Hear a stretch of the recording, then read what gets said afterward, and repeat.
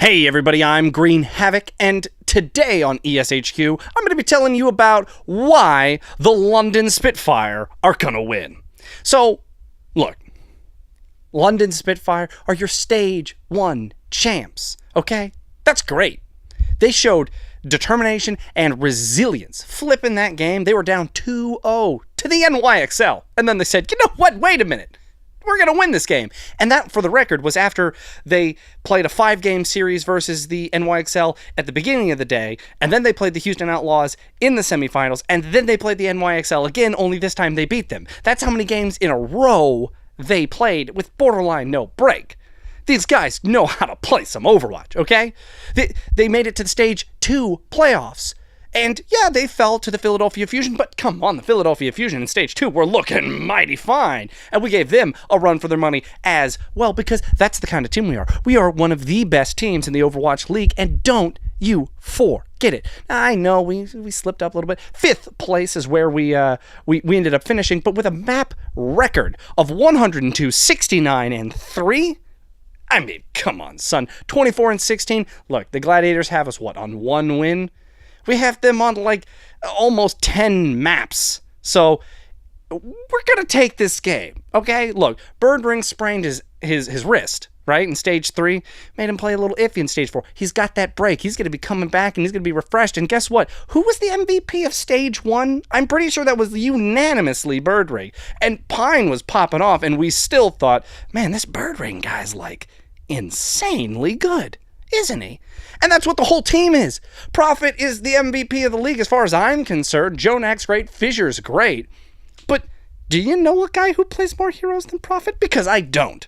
Not at that level, at least. He's an amalgamation of talent and skill. Gesture, Fury, top tier tanks. Yeah.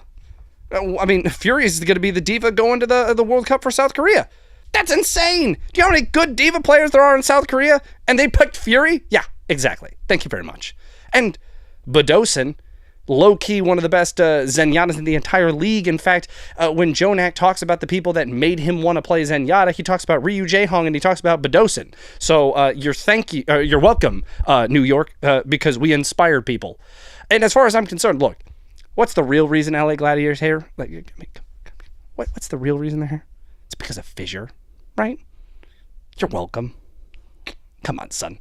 So let's take a quick look at some of these highlights, because there are tons of highlights when it comes to the London Spitfire. Hydration on the far. We saw it on Oasis for a half second and he immediately switched off. Yes, he was in there for one fight and then Birdring got the better end of Shore, and at that point Birdring's just got free reign. So Hydration decided, I'm not going to try and read. And this also happened on Nepal. They're just so good at the tanks right now with Fissure on the right. And we get to see a new adaptation out of them, because previously the far player was Hydration, and by switching over, you could have your Doomfist every day of the week as long as he's trading so wonderfully, and it's really a good strategy that I think only the Gladiators have. Second point, and then we're eventually able to push the payload a little bit further. What did we see on the Gladiators attack? Because it wasn't pretty at first.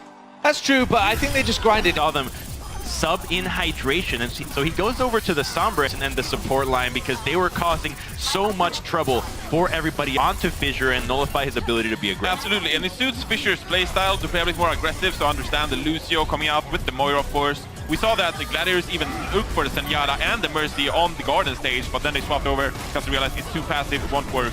And then we see here, the Gladiators once again, I mean, they're just airplanes. I don't know what's going on. I know, I'm a great pair of airplanes. Yes, as we saw, you hit the shield. So we saw some great compositions coming out here from the Gladiators, of course. Huge shatter coming out from Gesture in this case, but I think they specifically prepared for the London Spitfire. It is that it felt like they took a page out of the London Spitfire. I mean, it's just nothing, but you know what? It makes you want to cry. It's so beautiful. That's what it is when the London Spitfire win, because we're aces high, baby. We're up there in the sky. You other chumps are looking up at us going, man, I wish we could be that good. That is the London way, and that is why London is going to win. I thank you very much.